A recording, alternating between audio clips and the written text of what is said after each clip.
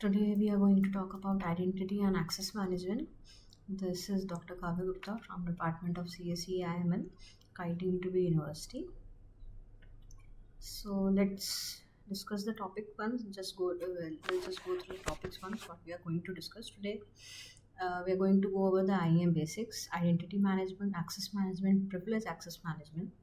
Then we'll talk about identity lifecycle, password management, access certification, registration, proofing, and finally establishment of identity. Then we'll talk about directory services, traditional versus modern application architecture. And finally, we'll talk about the access management.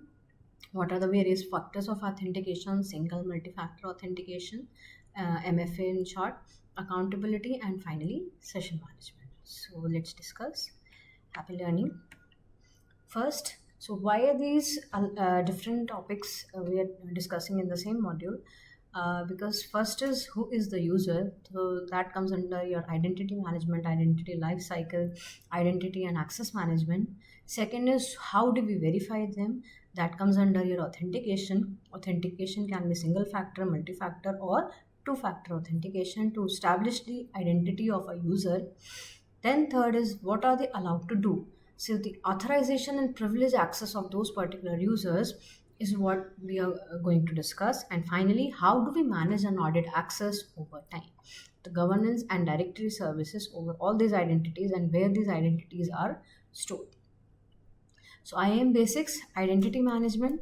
Identity management focuses on creating, maintaining, and deleting user identities throughout their life cycle.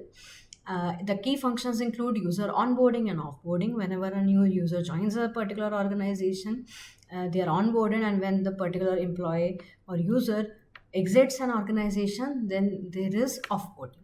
Managing user attributes, role assignment, and finally identity governance. Then comes your access management. Access management determines whether a verified user can access a particular resource, they can access a particular service or not. The key functions of this particular access management includes authentication, authorization, session control, and access policies. When we identify a particular user, the organization now must control what all they can access and to what level of authorization and privilege do they have. Privilege access management, it secures the accounts with elevated permissions such as administrators, database administrators, and system engineers. The key functions of privilege access management include privileged account vaulting, password rotation, session recording, and finally, just-in-time access. It is included because privileged accounts are high-risk targets and require additional controls beyond standard access management. So identity management, identity life cycle is the process of managing an identity from creation to deletion. There are three stages for a particular identity. First is joiner, then comes your mover, and finally your leaver. So joiner is when a new employer, when a new user is onboarded, and leaver is when an existing employer user is offboarded, and mover when there is a department change or a role change in a particular identity. It ensures that users have the correct access at the correct time. Next is password management, the management of credentials securely and safely. It includes password policies, password resets, password synchronization, self-service password reset.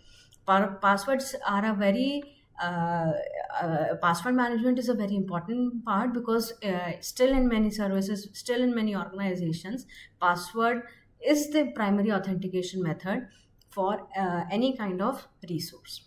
Password policies can include ensuring the minimum and maximum length of the password, ensuring that the password includes capital letters, ensuring that the password includes small letters, ensuring that the password does not contain any white spaces, ensuring that the password contains at least one numeral and it contains at least one special character. So these are examples of password policies that the admin can use for password management.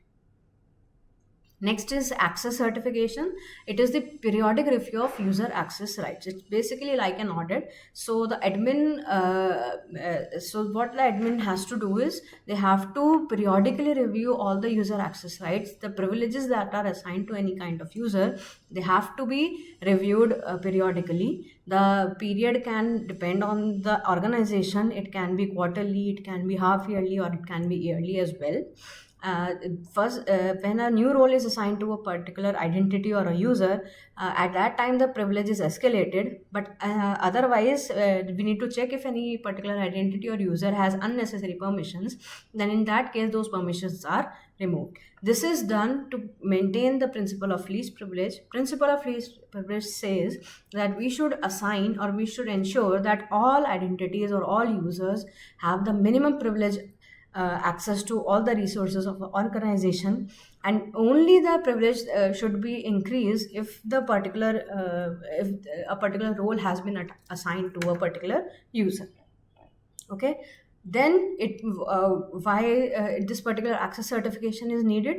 Because it supports compliance and prevents the unnecessary privilege allotted to multiple identities or users. Then we have registration proofing and establishment of identity. Registration, when a new particular account is created on any kind of resource or service. Identity proofing is the verification that the person is who they claim to be. So we can go for an government ID verification, or like an organization ID verification for this purpose. Identity establishment, creation of a trusted digital identity. It ensures that fake or duplicate identities are not entered into a system. Directory services are a centralized repository storing identity information. This is where all the identities are stored, whether they are any kind of user or root level access users or admin level access users. Examples include Microsoft Active Directory for Windows and OpenLDAP for Linux or Unix based system. What they store are they store users, groups, computers, and permissions. Why are they important? Because they act as the backbone of IAM systems, identity and access management. Traditional versus modern hybrid architecture, because now we don't have just your on-premises applications. In bigger organizations we have cloud-based applications as well. So now we need some kind of identity management that works for both on-premises as well as cloud applications. Access management can have various factors can use various factors to prove the identity. So it can be something like a password or a pin. Then it can be something that you have, that like a phone or a smart card or a security token. Then it can be something you are, that includes fingerprint, face recognition, voice recognition, and iris recognition. And finally, it can be something somewhere you are, like your location, and something you do, like your typing pattern. Importance is to combine these factors, and combining these factors increases the security of any kind of system. First is your single factor authentication, that uses only one factor for authentication, one of these factors. And one of the most common single factor authentication is either is from something that is either a password or a PIN. So you enter your username and password, and it authenticates the service authenticates your username password and gives access to the resource. It is very simple and cheap to use, but the con is that it is vulnerable to many kinds of attacks. To ensure that to increase the security of any particular service, we can go for multi-factor authentication or MFA. It uses two or more authentication factors. If we use two authentication factors, then it is called as a two-factor authentication. Example is your password and OTP. So first you enter your password and username, and then an OTP is received either on your phone number or your email address, and you enter the OTP, and then you are logged into your particular system. The benefits are reduces the account compromise risk, and it is an industry standard security practice. Accountability. Now this is very important. So why are we doing all of this? Is because we want a particular identity or user to be accountable in case some kind of action is taken from their account that harm the system or harm one of the users of that particular system in any way. So it is the ability to trace actions back to a specific user, and that can only be done if we ensure the mechanisms of authentication to our services, to our resources. Examples include audit logs, user activity tracking, and it supports investigation and compliance. So for forensics, for cyber forensics, accountability is very important, and for that we need authentication and access management. Session management, it controls the authenticated user sessions. It includes session timeouts, session tokens, and re-authentication. Importance, it prevents session hijacking and unauthorized use of those particular sessions. So that is all for today. Hope this was fruitful. Thank you so much.